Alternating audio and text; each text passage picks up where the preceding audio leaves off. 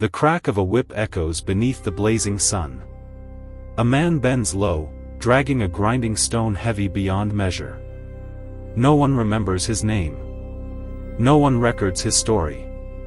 And yet, it was these very hands that fed an entire civilization. This is not a story of heroes. Not of gods. It is the story of people, forgotten. Slaves of ancient Greece, the silent pillars of civilization. A glorious civilization. Built on what? You have heard of Athens. Of democracy. Of philosophy. Of names like Socrates and Plato. But pause for a moment. Who cooked their meals? Who built their houses? Who mined the silver, tilled the fields, rowed the ships? The answer is rarely found in textbooks. In Athens, at certain times, for every free citizen, there were 3 or 4 slaves. A society that celebrated freedom was sustained by people who had none. And this was only the beginning. Where did they come from? No one is born a slave. Yet in the ancient Greek world, it happened every day.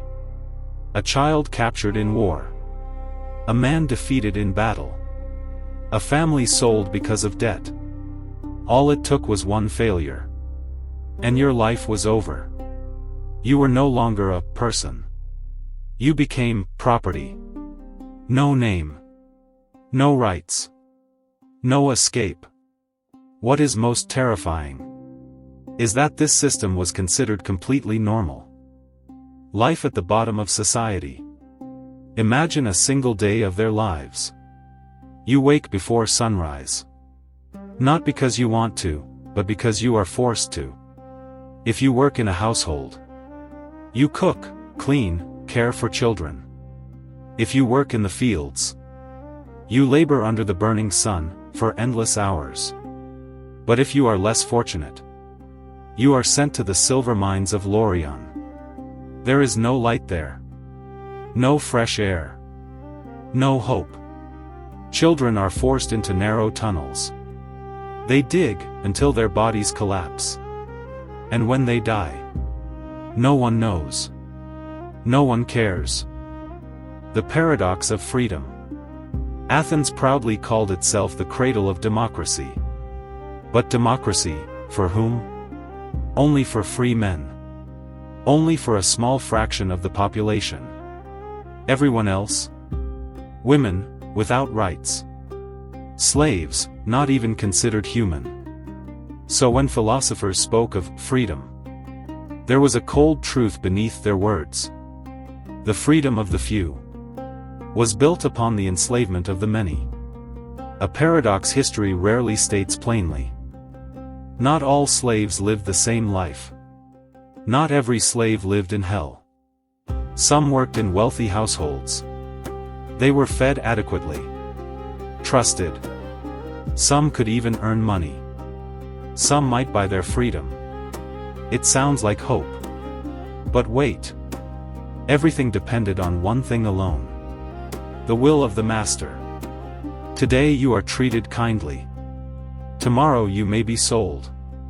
No law protects you. You live like an object that can be replaced.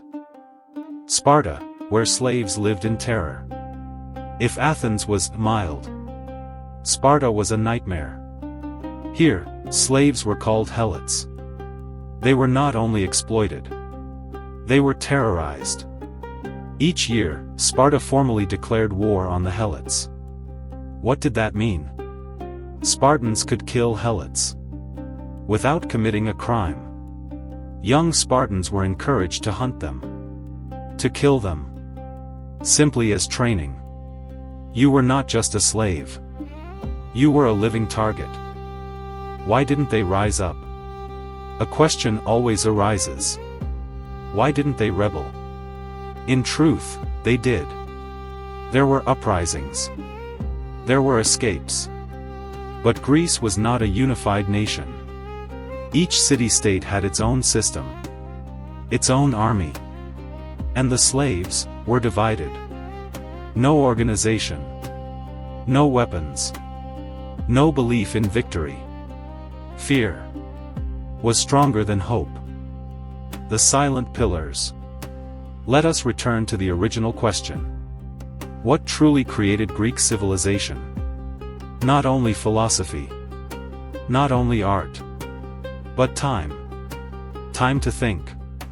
Time to create. Time to build ideas.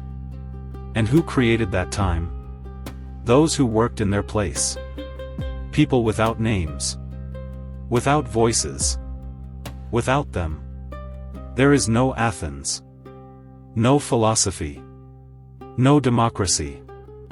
A difficult legacy. Today, we admire ancient Greece. We study it. We celebrate it. But history is never simple. Behind every brilliance, there is shadow. Those slaves left no monuments. No chronicles praised them.